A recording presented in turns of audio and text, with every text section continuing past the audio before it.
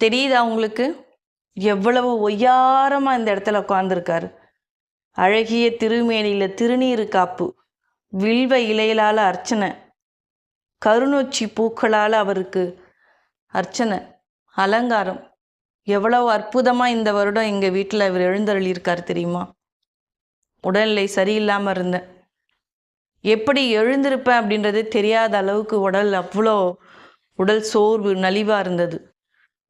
சிவராத்திரியில் 6 வருஷம் தொடர்ந்து பூஜை பண்ணிட்டேன். 7வது வருஷம் இந்த வருஷமும் நான் பூஜை பண்ணணும்னு மனசுக்குள்ளே ஒரு எண்ணம்.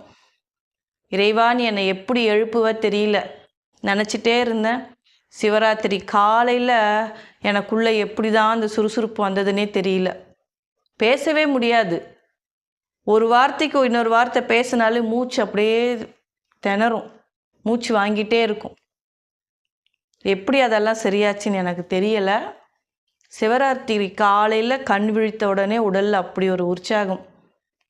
மறுபடி பழைய மாதிரி எல்லா வேலைகளும் இழுத்து போட்டு சிவராத்திரி முழுக்க கண் விழித்து 6 வருடம் தொடர்ந்த அதே பூஜையை இந்த வருடம் என்னை தொடர வச்சிருக்காரு. எப்போவுமே நான் இதை தொடர்ந்து செய்யணும் அப்படின்னு இந்த சதாசிவனை கேட்டுக்கிறேன்.